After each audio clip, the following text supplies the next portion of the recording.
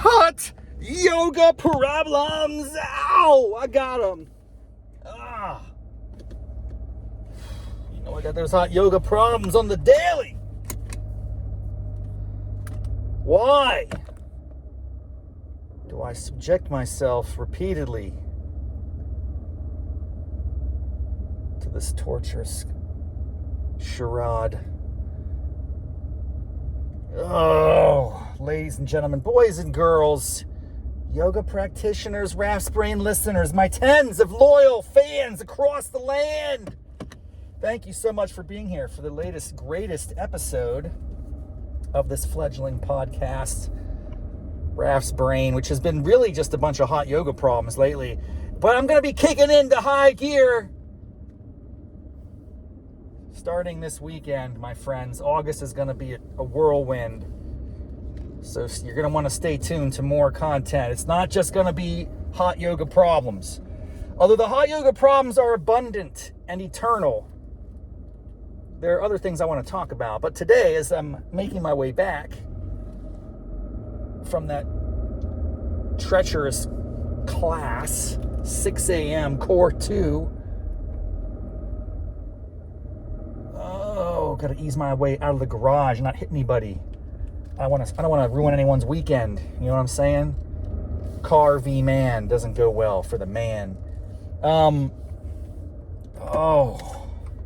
was a good class. That was a small class, bro. That was like, I was one of 3 students today. I think August is just basically people give up. August is the month where people surrender and don't do jack. That's the opposite of what I'm going to do this month. But we're like 6 or 7 days in, and I mean, people are just, they're waving the white flag. They don't even show up to class anymore. No one's, half the office is even there. It's crazy.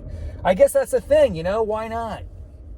Why not just take off for a month and go do what you want to do? Not me. I got to buckle down, do more, step it up a notch. So today's problem was, it's one that's been on my mind for a while, and I haven't had this pose in ages. So I was very, very grateful that this extraordinary instructor, Yogi, called it out today. But she did it in a different way. Man, it was a fun flow. It was a different flow. Every flow is different, but this was a little awkward to me. I have to get used to it. You got your sun A, your sun B, your sun C through Z and all that. But this one had a little spice in it. In the sun A, was it the sun A or sun B? I think it was the sun A. I can't remember. I'm half awake as it is. We got into one of, I think it's actually, if you had to rank all the yoga poses on a scale of 1 to infinity, because there's really a countless number, this one would be up there in the top. It might be a top 10 for me in terms of something I prefer. You guys know I like the crow. I like the headstand. I like Shavasana. I like child's pose. Those are, given. I'm going to tell you, I don't even mind extended side angle. I feel like I can crush an extended side angle. And then I like half moons. I'm not like opposed to the harder poses. Sometimes I don't. The Shavasana is a good one. What's the yogi squat? That's a tough one, dude. Malivasana, whatever the hell it's called. Yasavasana. It's good. Okay, but the one that was today that really is kind of a rarity. You don't get this very often, but I love it. When we get it, I got to savor it. It's called the bird dog. You know what I'm talking about? The bird dog. That's the pose of the day. It's the problem of the day because I don't know how to do it quite adeptly yet.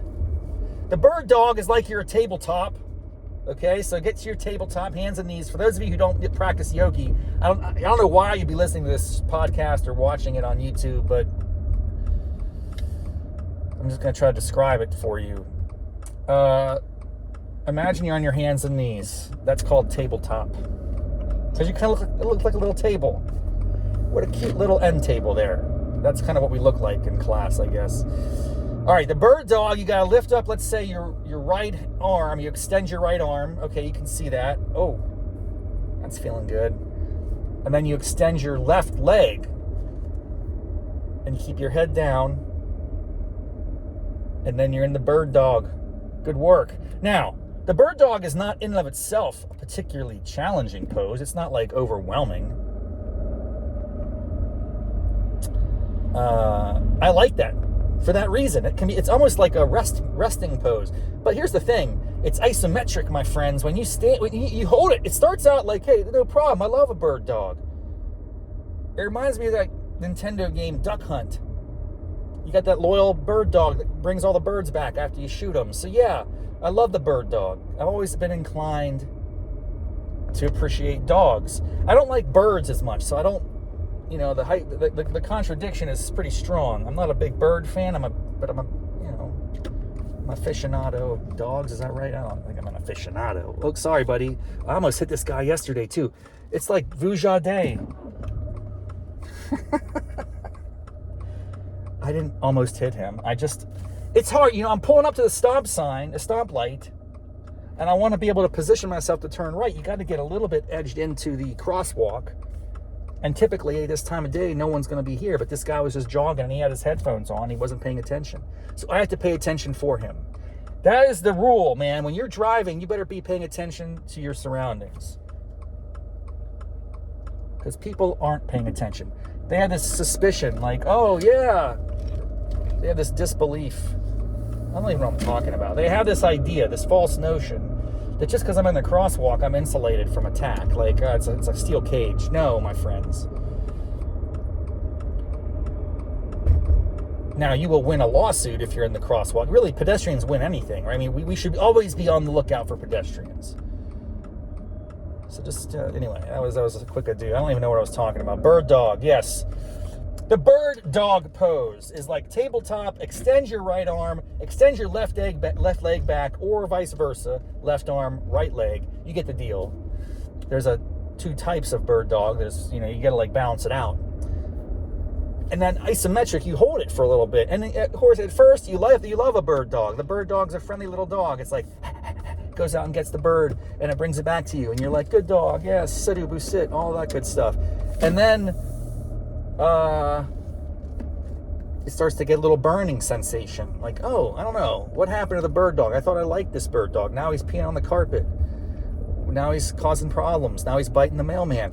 What is happening? Then it's like, your arms and legs are on fire, and then and then you have to crunch it. That was the modification today that was a little bit new. I mean, it's not completely new, but it's been a long time since I did bird dog crunches. So you've isometrically burned out your shoulder and hip, and now we're going to crunch it.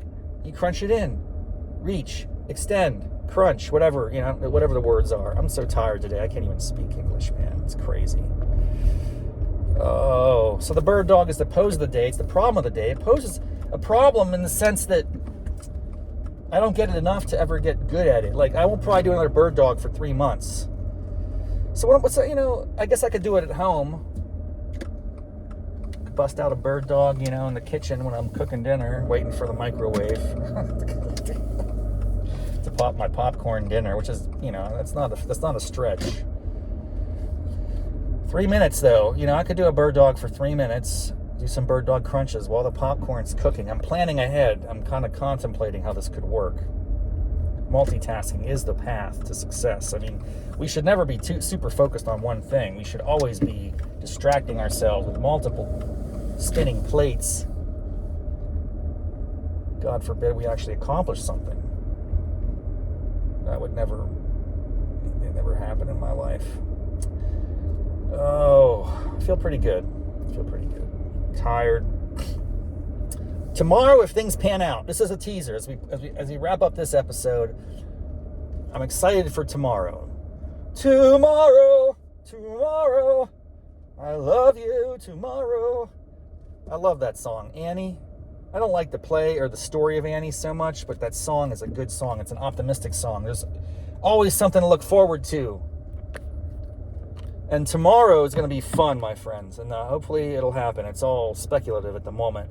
But I have some company, my sister and her family, niece 1 and niece 2, and grand niece, I guess. Her grandchild, my grand niece, is that what we call them? What do you call a niece? That's the daughter of a niece. The grand niece. Oh, well, that's what they're all here. We're hanging out for a few days, and I guess they're going to the zoo this morning. That's cool. But tomorrow, I might introduce my sister and her youngest daughter to the beautiful craft of hot yoga. And if that happens, we'll record a very special episode of Hot Yoga Problems here in this very vehicle with my sister sitting here and Mallory in the back. And I'll get to ask them what they thought of it. Because they're not yogis. They don't do it. I mean, this will devastate them. I don't think they can handle it. I mean, if you haven't done yoga, they have basic familiarity, but if they haven't done it, which they don't do regularly, I think they're going to have an interesting experience, and it might devastate them. And that'll be fun to like talk about that afterwards. A special episode of Hot Yoga Problems on the horizon, maybe, if they have the fortitude to step through and do it. We'll see. Stay tuned. That's what we call a teaser in the business, this fascinating business that we're in. Content creation. All right. See you tomorrow. Have a great weekend, a wonderful day, and stay flexible. Namaste, mofos.